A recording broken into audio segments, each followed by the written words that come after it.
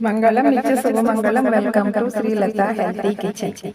Friends, మీరందరూ ఆరోగ్యంగా ఆనందంగా ఉండాలని కోరుకుంటూ ఒక మంచి హెల్తీ రెసిపీతో మీ ముందుకు వస్తానండి. అదేనండి కాకరకాయ ఫ్రై.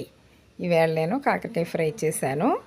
ప్లస్ దాంట్లోకి ఇదేంటి అరటికాయ చింతకాయ పులుసు పెట్టాను. ముందుగా దీనికోసం ఏం చేయాలో చూద్దారండి. ముందుగా వాటర్ తీసుకుని అందులో సాల్ట్ వేసుకుని కాకరకాయలు వేసి చాలాసేపు నానబెట్టేసేయాలన్నమాట. దాని మీద డస్ట్ ఉన్నా ఏదైనా బ్యాక్టీరియా ఉన్నా కూడా దాన్ని పోయేలాగా ఒక అరగంట పైనే పెట్టేసేయాలన్నమాట. తర్వాత వచ్చి వాటిని తీసుకుని శుభ్రంగా నేనైతే కడిగేస్తాను. కడిగేసి కాసేపు నీళ్ళు ఆరనిచ్చి ఇక ఇలా చిన్న చిన్న ముక్కల్లాగా కత్తి పెడితే కోసేసుకుంటాను అనమాట కూర్చుని. తర్వాత ఒక చోట కూర్చుని నేను ఇలా చిన్న చిన్న కత్తిరితో చిన్న చిన్న ముక్కల్లా కట్ చేసుకోవడం నాకు బాగా అలవాటు అనమాట. ఇలా కత్తిరితో కట్ చేసుకుంటే బాగా చిన్నవి వస్తాయి. అది కత్తి పెడతాం అనుకో కొంచెం ఇబ్బందిగా అనిపిస్తుంది అనమాట. మొత్తం ఇదిగో ఇలా మొత్తం కట్ చేసేసుకుంటాను నేను.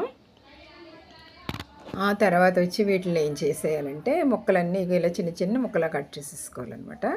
అందులో కొంచెం సాల్ట్ వేసుకుని బాగా కలుపుకోవాలి.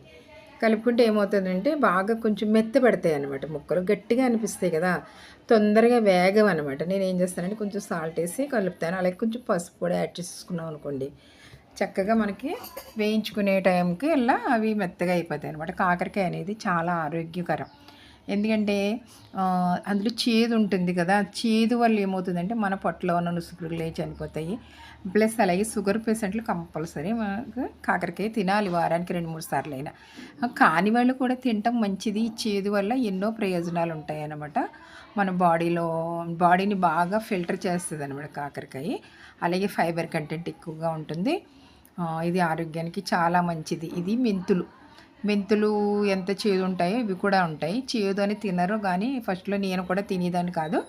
కానీ ఆరోగ్య ప్రయోజనాలు తెలిసాక అమ్మో కంపల్సరీ తినాలి అనేసి నేను వారానికి 2 సార్లైనా దీన్ని వండడానికి ట్రై చేస్తానన్నమాట.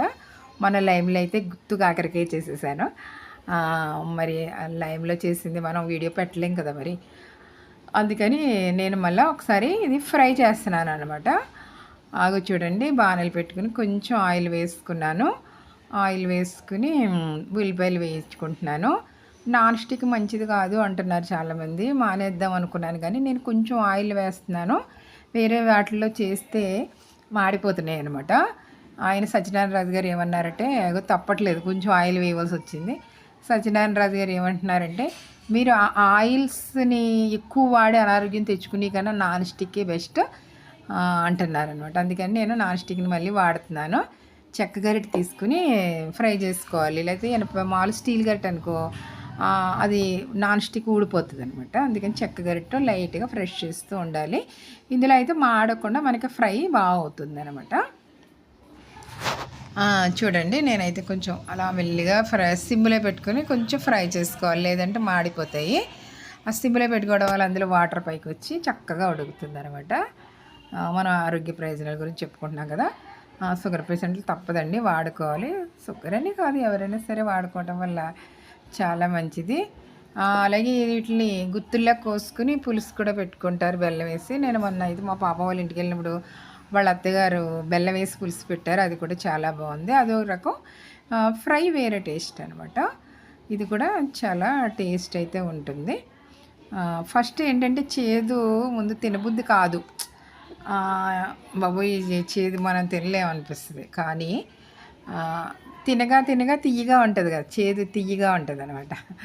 ఆ స్టైల్లో ఉంటుంది అనమాట. ఇగో నేను ఒక దంచుకుని తీసుకుని అందులో వెల్లుల్లిపాయ, జీలకర్ర, ఉప్పు, కారం వేసి కొంచెం దంచుకున్నాను అనమాట. వెల్లుల్లి కారం లాస్ట్లో దీంట్లో కొంచెం వెల్లుల్లి కారం వేసుకుని కలుపుకుని తింటే మరి చాలా బాగుంటుంది.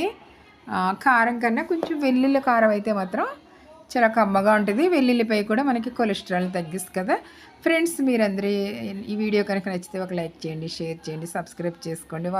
Thanks for watching.